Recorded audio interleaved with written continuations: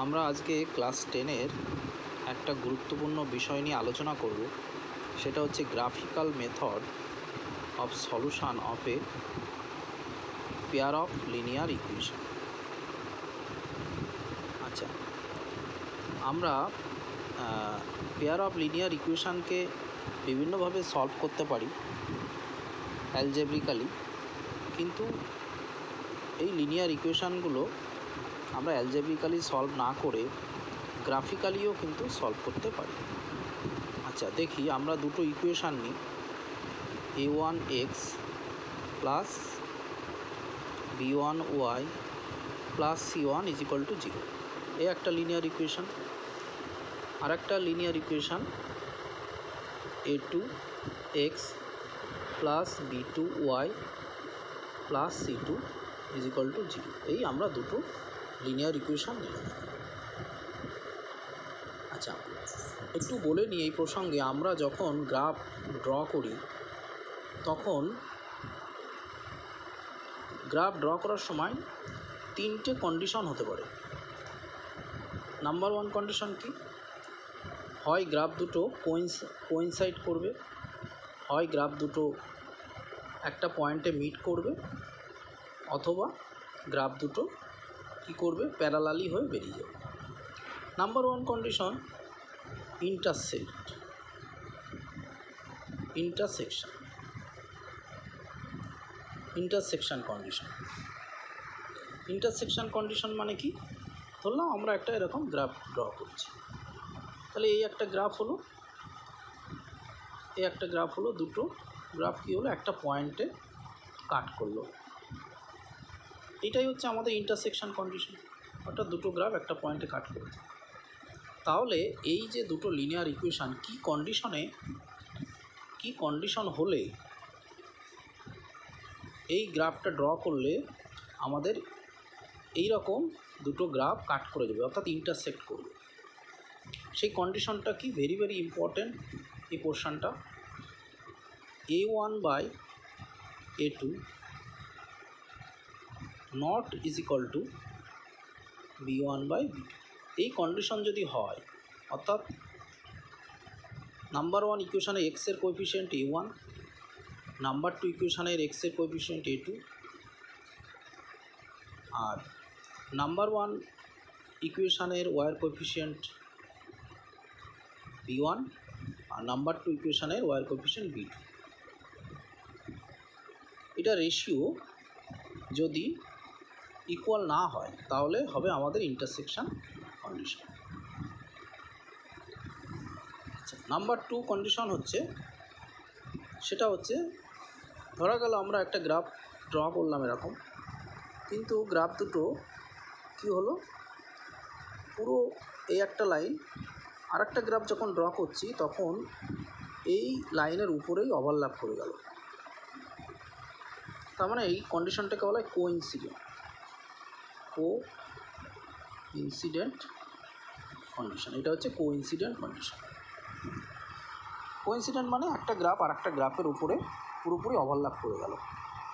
তাহলে এই coincident condition আমরা যদি দেখি এই দুটো লিনিয়ার ইকুয়েশান থেকে কি কন্ডিশনে আমাদের কোইন্সিডেন্ট কন্ডিশন হবে, সেটা হচ্ছে a1/a2 = b1/b2 = c1/c2।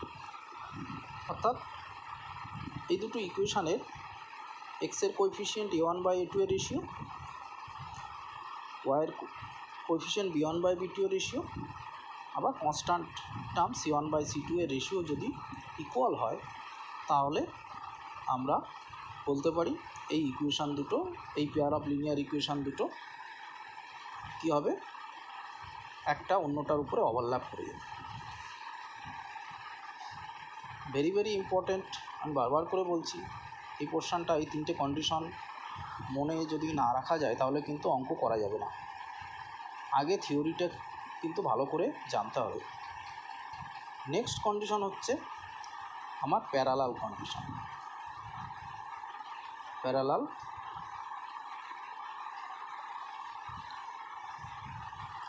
কন্ডিশন কি? আমরা ধরি এখানে আমরা গ্রাফ ড্র করছি, কিন্তু গ্রাফ দুটো এমন হলো যে এই একটা লাইন হয়ে গেল আর একটা লাইন এরকম হয়ে গেল, অর্থাৎ কোনো পয়েন্টে তো ইন্টারসেক্ট করলোই না, ওভারল্যাপও করলো না, এবং দুটো লাইন প্যারালাল হয়ে বেরিয়ে গেল, অর্থাৎ কখনো মিট করার কোনো চান্স নেই। আচ্ছা, তাহলে এই লিনিয়ার দুটো ইকুয়েশান থেকে কি কন্ডিশনে আমাদের প্যারালাল হবে সেটারও একটা কন্ডিশন আছে। সেটা হচ্ছে a1/a2 = b1/b2 নট c1/c। এই কন্ডিশন যদি হয় তাহলে আমরা বলতে পারি এই লিনিয়ার ইকুয়েশান দুটো আমাদের কী হবে, প্যারালাল হয়ে বেরিয়ে যাবে, প্যারালাল হবে। এইবার এই তিনটে কন্ডিশন আমরা জানলাম। এবার আরেকটা গুরুত্বপূর্ণ যেটা পরীক্ষায় আসে সেটা হচ্ছে কনসিস্টেন্ট অ্যান্ড নন কনসিস্টেন্ট ব্যাপারটা কি। কনসিস্টেন্সি কন্ডিশন, আরেকটা হচ্ছে নন কনসিস্টেন্সি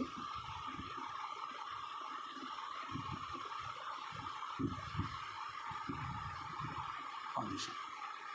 এই দুটো কী জিনিস? কনসিস্টেন্সি হচ্ছে যখন আমরা গ্রাফ ড্র করে গ্রাফ থেকে আমরা কোনো সলিউশন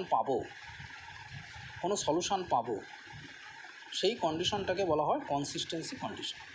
সলিউশন পাবো মানে কি, কীভাবে সলিউশন পাই আমরা কোনো গ্রাফ থেকে? যদি কোনো গ্রাফ, অর্থাৎ দুটো গ্রাফ যদি আমাদের একটা পয়েন্টে কাট না করে তাহলে ওই গ্রাফ থেকে কিন্তু কখনো আমরা সলিউশন পাবো না। দুটো গ্রাফ যদি একটা পয়েন্ট বা কোনো পয়েন্টে মিট না করে তাহলে আমরা ওই গ্রাফ দুটো থেকে কিন্তু কোনো সলিউশন পাবো না। দেখা যাক তাহলে এই যে আমি এখানে দেখিয়েছি এই নাম্বার ইন্টারসেকশন কন্ডিশনে দুটো গ্রাফ একটা পয়েন্টে কাট করেছে, তাহলে এইটা থেকে আমরা সলিউশন পাবো। আর এখানে এই যে কোইন্সিডেন্ট কন্ডিশন, এখানেও দুটো গ্রাফ কাট করেছে কিন্তু একটা পয়েন্টে না, এখানে ইনফিনাইট নাম্বার অফ পয়েন্ট রয়েছে, তাই তো? তাহলে এখান থেকে আমরা সলিউশন পাবো, কিন্তু solution infinite number of solution পাবো। আর এখানে একটা পয়েন্টে কাট করেছে বলে আমরা একটা সলিউশন পাবো, ঠিক আছে? তার মানে বোঝা যাচ্ছে এই ইন্টারসেকশান আর কোইন্সিডেন্ট এই যে কন্ডিশন দুটো, এই কন্ডিশন দুটো থেকে আমরা গ্রাফের সলিউশন কিন্তু আমরা পাবো, সে একটা পায় আর অনেকগুলো পায়।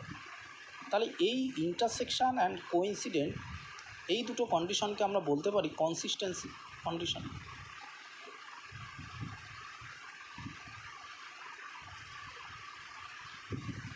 আর প্যারালাল কন্ডিশনে কখনও তো আমরা জানি দুটো প্যারালাল লাইন কখনও মিট করে না। তাহলে প্যারালাল লাইন যেহেতু মিট করে না, তাহলে প্যারালাল কন্ডিশন থেকে কখনও আমাদের সলিউশন পাওয়ার কোনো চান্স নেই। তাহলে এইটাকে আমরা বলতে পারি নন কনসিস্টেন্সি